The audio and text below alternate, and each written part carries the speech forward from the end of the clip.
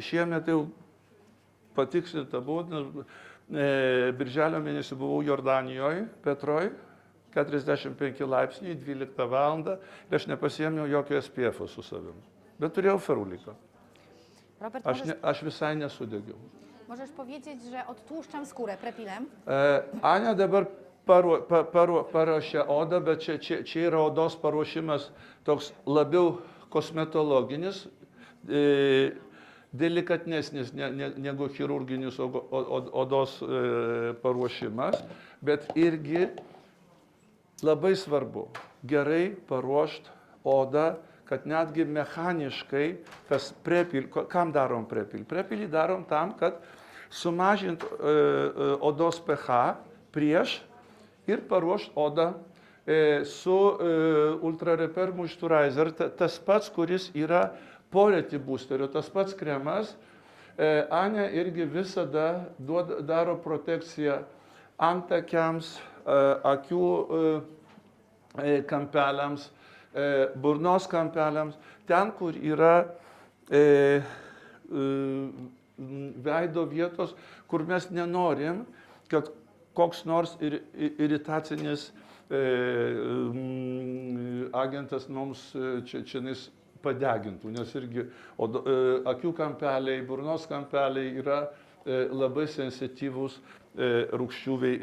visų rūgščių veikimui. Możesz powiedzieć, że robimy full face approach, czyli zaczniemy od AJA i jak położymy maskę AJA, to przejdziemy do Retiboostera na resztę. Okay. Taip kaip Ania jums pasako, kad su Retiboosteriu mes nenaudojam Retiboosteriu ant akių apie akis. Už tai Ania parodys jums, kaip padaryti viso veido procedūrą, bet kad akis irgi kažkokį benefitą iš šitos procedūros turėtų, tai iš pradžių Ania padarys I+ procedūra akių atjauninimui, čia yra antioksidacinė procedūra, I+, paskui tam, kad paruošt odą akių odos stimulacijai. I+ tai yra susideda pirma fazė, tai yra antioksidacinis peelingas, vadinam jį peelingu, nors jisai taip iš tikrųjų tai yra gili antioksidantų penetracija į odą. Ne tik tais pačios akys, bet irgi aplink akis antakiai ir biški plačiau negu apatinis vokas. Ir viršutinis vokas, ant viršutinio voko irgi deda górną powiekę też. Tak, już idę. Aplikację darom ant viršutinio voko. Do samej linii rzęs. Iki blakstienų linijos. Už tai buvo protekcija akių kampelių, kad irgi antioksidacinis peelingas mums nepaerzintų akių kampelių. Laukiam 5 minutės, kad gilesnė penetracija peelingo būtų ir gilesnė penetracija antioksidantų būtų, mes galim irgi įmasažuoti, čia irgi, kaip sakoma, toks trikas, kad giliau penetruotų mums antioksidantai į odą. Zrozumiałam. Paliekam 5 minut. A? Zrozumiałam. No widzisz, to jest proste bardzo. W ogóle niepodobny język do niczego, bo jest unikatowy. Taip? Ką pacjentė jaučia?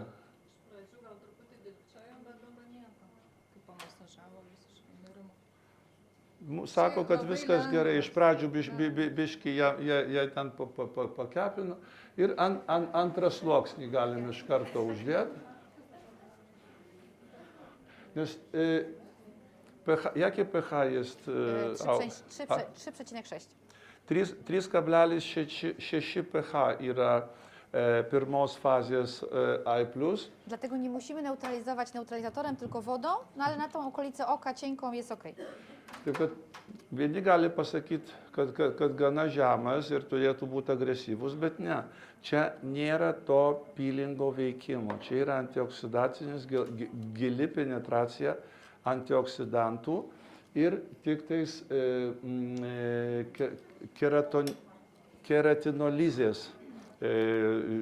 Tik tais mums nuimam paviršutinį raginį epitelio sluoksnį, kad antioksidantai penetruotų giliau. Praktiškai paraudimo tokiuose atvejuose irgi nėra pas pacientus. Bet taip pat kaip ir su Smart DNA, taip pat ir su I+. Yra 1% pacientų, kurie gali būti hiperjautrus arba vitaminui C, arba ferulio rūgšties ir vitamino C pajungimas. Tai nėra kontraindikacija, tik tais gali būti pacientai paraudę po procedūros. Kodėl? Sakau, žmogus yra toks tverinys, kad viskas gali atsitikti. Ir iš tikrųjų apie 1% pacientų yra hipersensityvus Smart DNA ir I+. Sekančią dieną tas paraudimas praeina, nes normaliai pacientai išeina iš ofiso be jokių paraudimų, be jokios iritacijos. Taip kad čia nėra nieko blogo, čia nėra kažkokia tai hiperalerginė reakcija, taip gali būti paprasčiausiai. Pilingą pirmą sluoksnį laikom 5 iki 10 minučių ir nereikia neutralizuoti, užtenka nuplauti vandenį. Może zmywać. Tak jest. Jisai lengviau nusiima negu Smart DNA. Smart DNA jisai labiau kaip klijai uždžiūsta, ten su neutralizatorium yra lengviau nusiimamas. I+ su vandeniu labai lengvai nusiplauna ir tai jau praktiškai jo neutralizacija.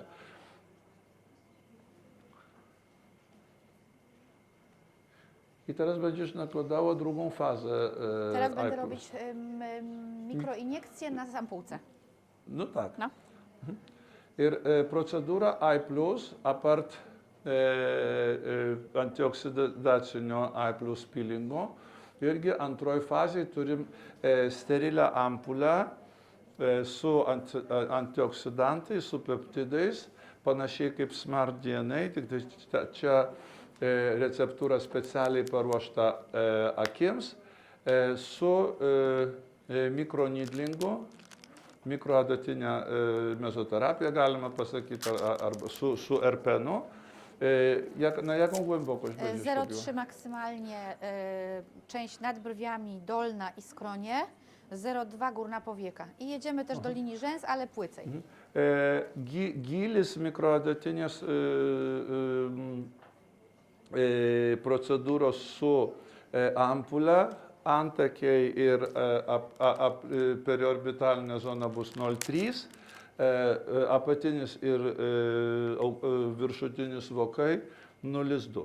Taip kaip aš irgi šiandien diskusijų per pertrauką buvom, kad dabar nenaudojam dermapenų tam, kad sudraskyt tą paviršutinį epitelinį sluoksnį.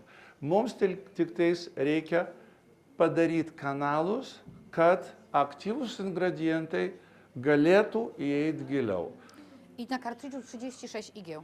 Ir su kartridžiu 36 adatos, aš darau su 12 adatom biški giliau. Ir irgi šitą procedūrą taip pat galit panaudoti jeigu dirbat su laseriais, galit panaudoti su frakciniu laseriu. Pertraukoj, šitoj fazėje po pilingo darot laserį ir padengiat ampulę sterilę, jau tada be mikroadatinės procedūros, tik tais pačią po frakcinio laserio. Ir Bardzo blisko. lengvai paviršutiniškai tik tais padarom kanaliukus, be kraujavimo, be gylio, kad nedainam iki kraujagyslių sluoksnio. Mums reikia tik tais prasimušti per stratum corneum, per epitelinį sluoksnį šiuo atveju. Kaip pacientė gyva? Gyva, nemalonu. O nemalonu.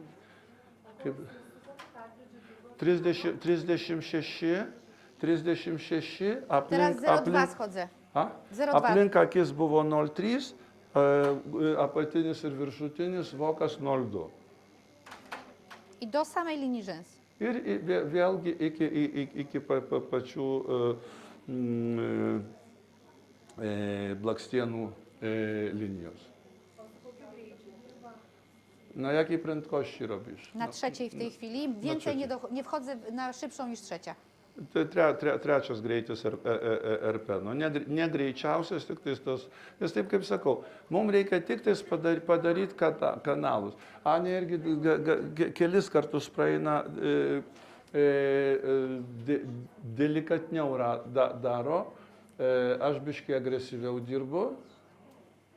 Čia priklausomai vėlgi nuo paciento irgi jautrumo, nuo paciento odos storio, nuo paciento odos kondicijos.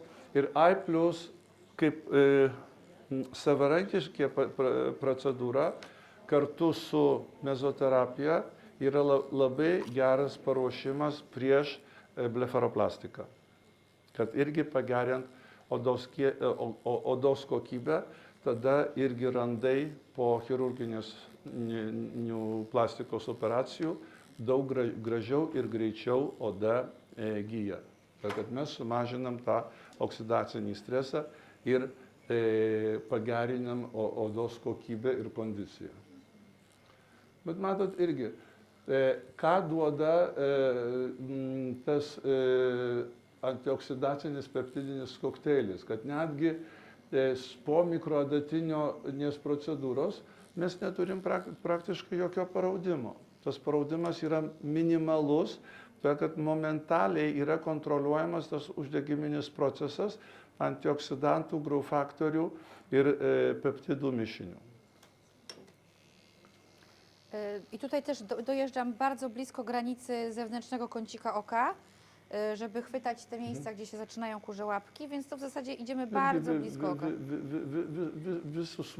Visą voką nuo vidutinio iki išorinio akių kampelio, kad visur ten, kur darosi smulkios raukšlės, kad irgi tą odą pažadint rewitalizacijai. Dobra. I za chwileczkę przechodzimy do trzeciego kroku, czyli maski, która będzie miała działanie łagodzące, wyciszające plus nawilżenie. Procedūra AI+ irgi turi komplekte regeneracinę kaukę tik tais akių zonai. Irgi tai padaryta, kad galima būtų padengti irgi viršutinį voką. Retai, kada kaukės, akių kaukės padengia irgi pilnai, gali padengti pilnai viršutinių akių voką iki blakstienų ribos. Čia specialiai, kad pacientas jau išeinant mums iš ofiso nebūtų jokių žymių po procedūros. Čia irgi hidrokoloidinė kaukė su ektoinu ir gyjančių kompleksu. Ir tą mes kaukę paliksim. Powiedz, że jest między dwiema bułkami. Kaukė, pati kaukė yra tarp dviejų sluoksnių.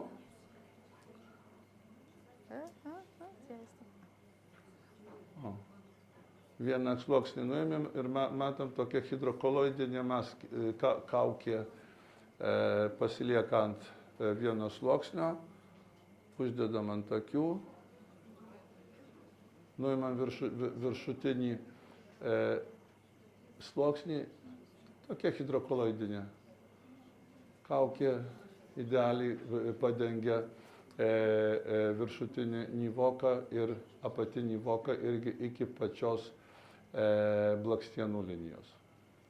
I też, Robert, wiesz co, możesz powiedzieć o tym górnym płatku? Już, już dobra. powiedziałem, Dobra. ale nie musisz go zawijać, on dobrze się zakłada nawet cały, wiesz? Ten ma takie oko chude, że na rzęsy. O, zobacz, do rzęs dochodzi. Nie bardzo. A to.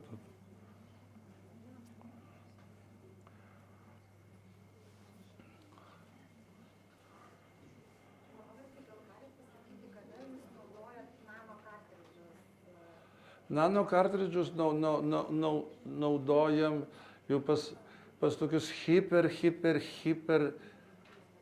ekstra sensityvius pacientus.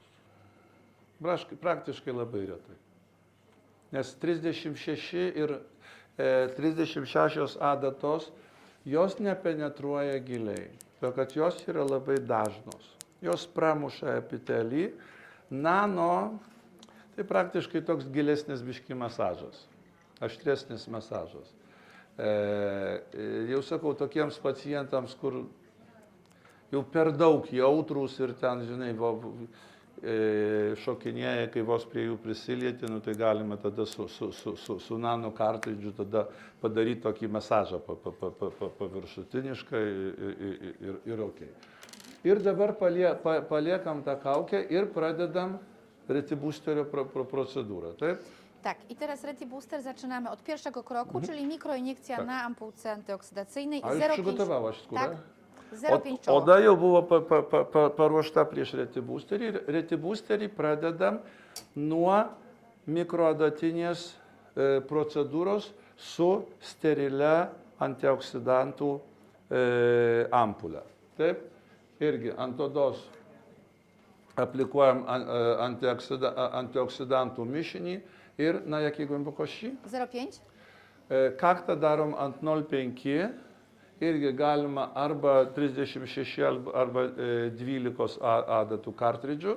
Jeigu oda yra storesnė, tokia, kur reikia gilesnė reikalinga penetracija, tada imam 12 adatų kartridžą.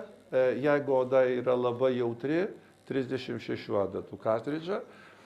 Giliau negu 0,7-0,6 absoliučiai nenaudojam. Taip kaip sakiau, nekraujuojam odos, mums reikia tik tais prasimušti per epitelinį sluoksnį ir irgi, kad tas produktas, kuris yra ant odos, kad jisai mums įeitų gilyn. Čia jau, kaip sakoma, kiekvieno iš jūsų technika, kaip jūs aplikuosit preparatą, ar iš karto po kartridžių aš, pavyzdžiui, darau taip, kad vienoje rankoje švirkštas, kitoje rankoje erpenas ir tada laša po erpeno galvutę ir tada pastoviai galvutė man slidinėja kartu su produktu. Arba taip kaip Ania daro, uždedat sluoksnį ant kokios nors erdvės ir tada su kartridžu irgi masažuojam ir aplikuojam, kad jisai penetruotų mums giliau. Kaip jausmai, ponia? Viskas gerai. Nu, gerai. Na 0,75 przechodzę na policzek. Žandai 0,75, taip kad čia jau yra ribinė giluma, kad irgi nedaleist iki kraujavimo. Ir porą praėjimų tam, kad tik tais padirgint ir padaryti per mikroperforacijas odai. Nu, pacientė kažkokia labai rami mums šiandien. Nešokinėja, nesispardo, nesibara. Čia nebuvo anestezija daryta? Nebuvo anestezija? Nie. Taip, kad praktiškai toks stipresnis veido masažas.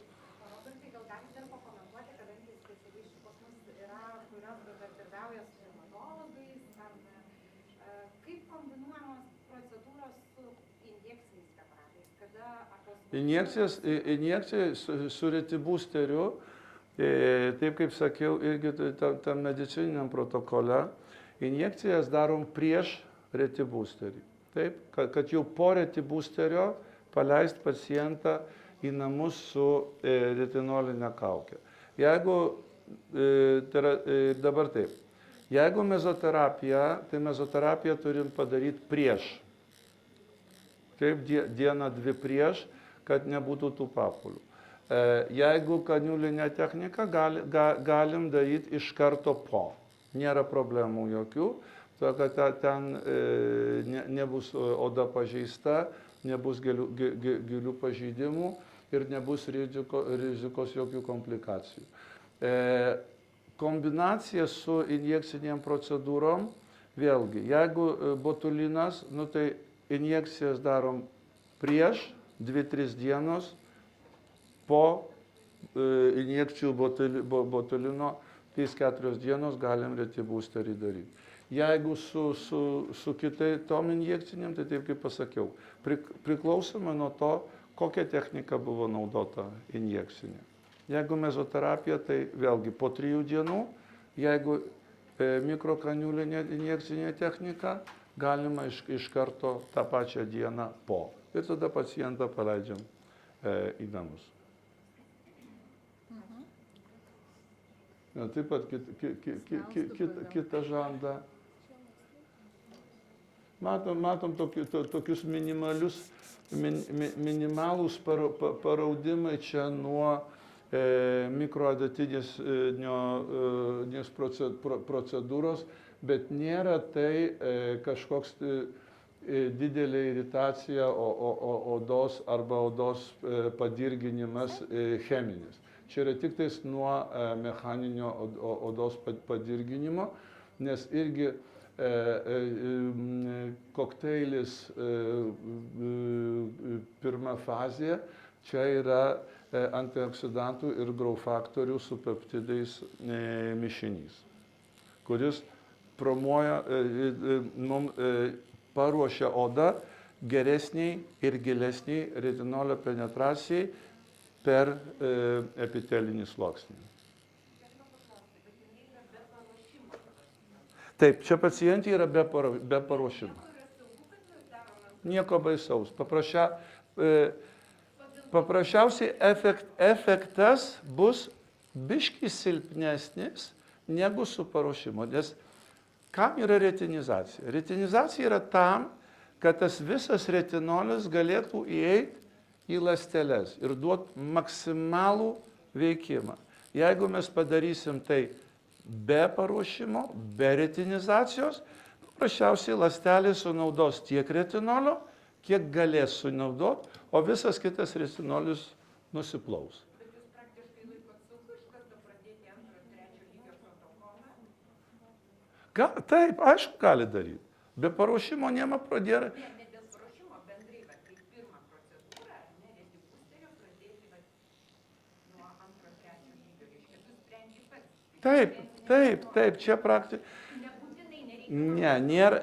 Nėra ta retinizacija nėra būtina prieš retibusterio. Bet iš karto daryti 2 arba 3 lygio protokolus nereikalauja, kad aš... Ne, čia 1, 2, 3, 4 lygio protokolas čia yra priklausomai nuo odos kondicijos, nuo fototipo, nuo odos jautrumo ir principe priklausomai nuo to, kokioje kondicijoje tas pacientas atėjo. Jeigu tai bus sunki, riebi, apleista oda, tai važiuojam iš karto 3, dar mažą to, dar gerą abraziją padaryti prieš tai. Mechaninį irgi valymą padaryti tokios odos ir tada iš karto važiuoti 4 lygio. O jeigu mums reikia tik tais pacientą, kaip sakoma, atšviežinti, kad jisai visai, kad eksfoliacijos nebūtų jokios, bet dar sekančią dieną, kad jisai atrodytų glau, tada paprasčiausiai padarom 1 lygį be mikronydlingo, tik tais uždedam jam kaukę 6 valandom, ryt po ryt jisai atrodys paprasčiausiai įtempta švytinti oda bus. Robertas, turiu klausimą. Salės, ar saugu daryti šią procedūrą naudojant rekutaną? Nereikia jau reakutano naudoti. Jeigu dar vienas dalykas. Taip, jeigu pacientas naudoja reakutaną, gali pacientas sumažinti reakutaną minimum pusiau ir duokit jam retimodelingą ir tą reakutaną iš vis atstatytų. Tuo, kad jūs pakeisit, nes jeigu pacientas turi problemą su akne tik tais veido, taip, o ne viso kūno. Faktiškai protokolas medicininis. Taip, čia yra senas medicininis protokolas reakutano, bet žiūrėkit, kas darosi po reakutano su oda. Baisu, recidyvai baisus, tuo, kad reakutanas uždžiovina odą su visom šiukšlėm viduj. Oda mums, jinai tik tais eksfoliacija, bet eksfoliacija praktiškai dėl to, kad jinai yra perdžiūvus, yra sudegintas epitelis. Čia yra visai kitas veikimas. Retinolis eina gilyn į ląsteles. Jisai nedaro paviršutinio epitelinio sluoksnio destrukcijos nėra. Mes hidrolipidinį sluoksnį atstatom, o nesunaikinam. Aš, pavyzdžiui, kai pacientai su reakutanu, aš atstatau reakutaną ir įeinu su retimodelingo procedūra. Aišku, jeigu tai yra irgi akne ant pečių, ant kūno. Bet vėlgi, ta pati procedūra pacientui bus brangiau, aišku, teptis irgi retinoliniais procedūrais ir retibusterį ant kūno daryti, irgi gana brangu. Bet vėlgi prašau atsiminti dar apie vieną dalyką, kad akne nėra tik tais liga, kuri yra kompleksinė. Reikia pacientą gydyti ne tik tais retinoliu, bet generaliai viso organizmo detoksis, antiparazitinė terapija turi būti kompleksinė terapija. Bet jeigu mes kalbam apie veido problemas, tai reakutanas čia iš tikrųjų čia yra patranka į żwirblius. Robimy drugi krok. Robimy drugi krok retibustera, retinoidy. Zostawiamy na razie maskę, żeby nam oznaczyła miejsce, gdzie nie wchodzimy, no bo tam byliśmy ajem i obwodowo nakładamy retinoidy. Bardzo ładnie. Kaip matote, irgi po pirmo sluoksnio oda švyti, oda nėra perzinta.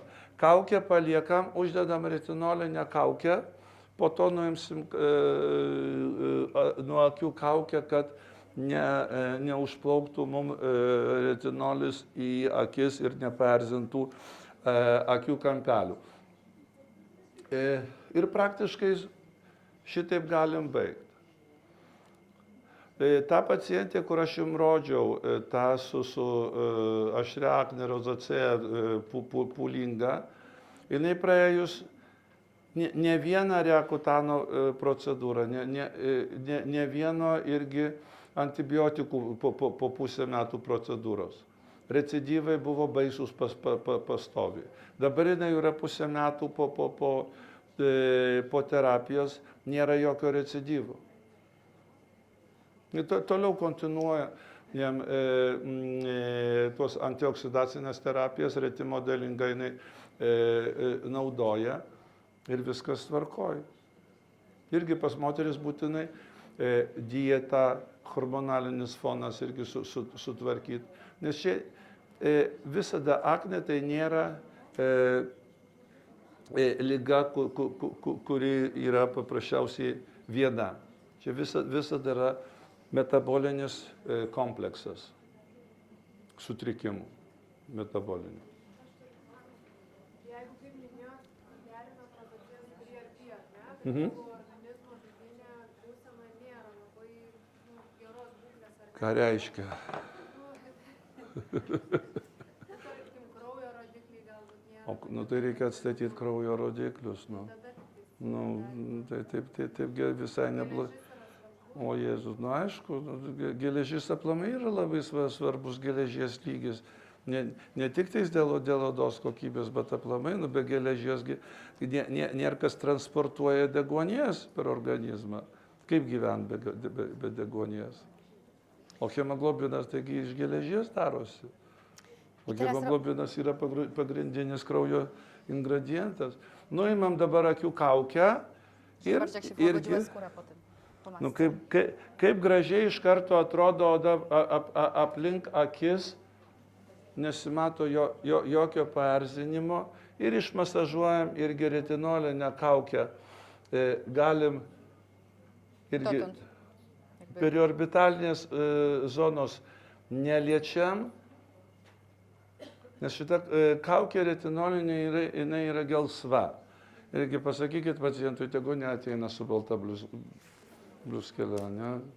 Tegu užsideda ką nors tokio juodo, lengvo, kad net jeigu ten plėmas bus, tai paskui nereikės jums mokėti už skalbyklą. Ir tam, kad irgi išleidžiant pacientą į namus, jeigu dekoltas aukštesnis, uždenkit kosmetologinėm servetėlėm dekoltą. Taip, kad drabužiai nesitrintų į odą po procedūrą. Ir SPF-o ant šito nededam. Valandą laiko pacientas išlaikys iki namų, nieko jam neatsitiks. Mówi, że SPF-a nie nakładamy na to. Tylko od razu do domu. Przez godzinę nic mu Tak. się nie stanie. Dokładnie tak. Tegu neina degintis prie jūros. koks jauniausias pacientas gali būti šiai procedūrai. Jauniausias? Czy wiek jest ograniczeniem do retibustera? You feel okay. Aniu, Do czego? czy wiek jest ograniczenie wiekowe? Nie. Taip kaip sakiau, indikacijos procedūrom yra odos problema, ne amžius. Paaugliam kaip, taip, paaugliam kaip kartas labai gerai, kai pas juos prasideda tie pirmieji spuogai, retibusterio terapija yra labai gera, todėl kad nedaleidžiam iki tų didžiausių uždegiminių procesų ir kontroliuojam, kad nedaeitų iki randų po uždegiminių, ypač pas jaunuolius. Nes ten yra kilka problemų, ten yra vienas dalykas, kad barzda pradeda augti, irgi porų atidarymas, tai jau labai daug duoda. Kad tas pirmas pilingas, kad padaryt, irgi galima padaryti su Smart DNA pilingu arba su peptiglau. Taip, kad padėt nuvalyti tą paviršutinį sluoksnį. Ir kad vėlgi kontroliuot tą odos riebalumą. Nes tai yra didelė problema pas paauglius. Kada prasideda hormoninio šitą audrą visą. Ir sakėt, kad labai gerai yra prieš blefaroplastiką. Maždaug 2 mėnesiai. Kad 2 mėnesiai, kad baigtųsi visas retibusterio 2 mėnesiai, kad visas tas retinolio transformacija baigtųsi prieš operaciją. Robert, powiedz, że dajemy ultralipera na koniec. Ir ultra repair moisturizing čia yra jau ta naminė trečia fazė. Komplekte turit tokius mažus mėginėlių tuščius boksus, kad duot pacientui į namus. Geriausia, kad pacientas nusipirktų, aišku, savo pilną produktą, tada jisai turės savo namuose visam terapiniui ciklui, taip, ir tada Ferulic Heliumagic irgi jam parduodat į namus. Gal dar turim klausimų? Man atrodo, reikia naudoti progą. Okay, can I stay here? Kokią procedūrą galima padaryti to mėnesio tarpe? Įsisatant, ar neverta nieko daryti? Iš paviršutinių aš nieko nedaryčiau, duokit ramybę. Tegu jisai naudoja savo Ferulic Heliumagic, 2 kartus į savaitę vakare retimodeling. That's it. Yes, can, yeah. Tarp, Yeah, it might tarp be, šitų because we have procedūrų microneedle, it's normal, totally galite normal, padaryti mezoterapiją. Galite taikyti, galite, sakau, maišyti su Smart DNA, su I+, galite maišyti tai vienoj procedūrai, galite išskaidyti irgi, nėra problemos. Galite padaryti veidą, kaklą, dekoltę, rankas, prašau, nėra problemos. Jeigu pacientas ateina, jo portfelis yra didelis ir prašau, kokia problema? Nėra taip, kad, žinai, gali padaryti tik tiek. Ne. O aknės protokolas koks dažniausiai taikomas? Akne protokolas vėlgi priklausoma nuo ko, ant kiek ta akne yra. Ar ten turim kelis smulkius spogelius, ar jau turim, atsiprašant, visą veidą didžiausiais pūliniais. Nu, taip, vėlgi, kas irgi labai gerai, kad padėt irgi, galime irgi padaryti tokią procedūrą, kad jeigu dideli pūliniai yra, paprasčiausiai mechaniškai atidarykit viską, paimkit migdolo rūgštį į kiekvieną skylę, kaip paruošimą, taip, kad užkoaguliuot skylės kraujavimą, taip, tada galima padaryti jau be mikronidlingo sterilią ampulę retibusterio ir užpilt tada kaukę. Taip, čia bus labai agresyvi procedūra, bet procedūra irgi bus labai gera. Było pytanie o akne, jak procedurę. Mówię, że można zrobić w przypadku bardzo dużych ropni, otworzyć mechanicznie, kwasem migdałowym skoagulować, sterylną ampułkę dać na to i maskę i do domu. Aš turėjau omeny netgi ne vienos procedūros. Bet o terapinis, taip, tai jeigu darom yra PRP, tai pavyzdžiui, arba gintaro rūgštis irgi yra. Gintaro rūgštis irgi gerai veikia aknį, ypač kombinuota su PRP. Bet tada kaniulę duodam, ne mezoterapiją. Kaniulę duodam ir vienoj procedūrai, taip kaip parodžiau tą medicininį protokolą, galim padaryti retibusterį. Jeigu gerai reaguoja, galima tada kažkur po 3 savaičių padaryti Smart DNA, kad nuramintų uždegiminį procesą dar ir po Smart DNA padaryti retibusterį. Bet jau po Smart DNA nereikia laukti. Galim padaryti netgi vienoj procedūrai arba po savaitės. Retibusterį sekantį. Panie powiedzieć, że to jest pierwsze moje szkolenie, które prowadzę i nie rozumiem I kompletnie. nic nie rozumiem. I jeszcze mi płacą. Mówię, że też nie trzeba się trzymać restrykcyjnie. To jest kreowanie swoich własnych protokołów. Żeby też kombinować tą antyoksydacyjną terapię z retynolową terapią. Chyba że chcesz jeszcze coś dodać.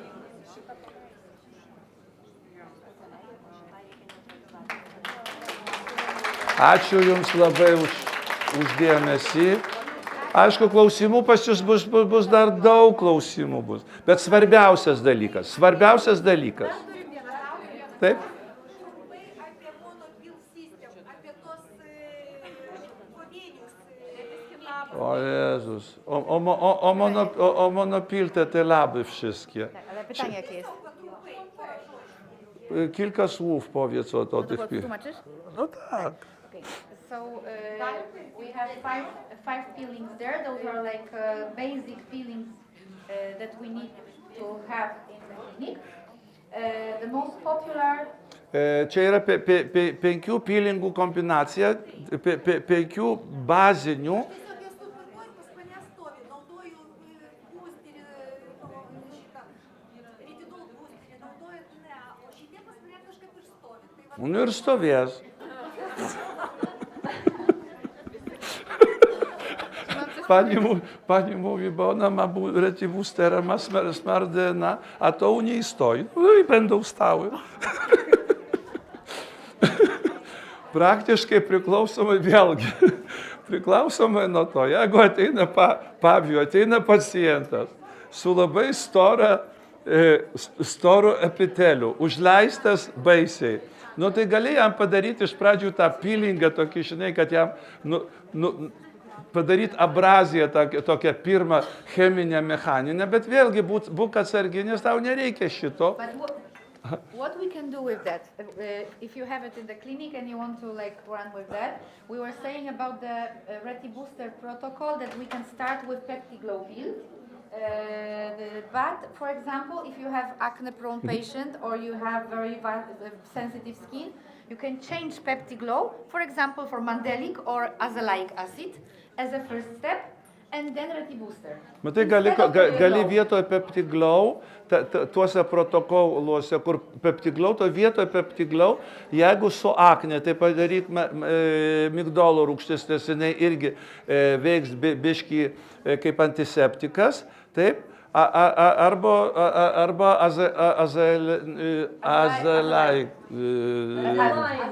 azeleino, taip, azeleino rūgštis. If we have hyperpigmentation or loss of brightness, you can use citric first, neutralize, and then RetiBooster instead of PeptiGlow. Ir matai, ir sunaudosiu.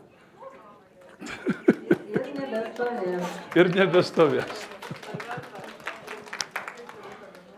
Okay, thank you. Ačiū labai.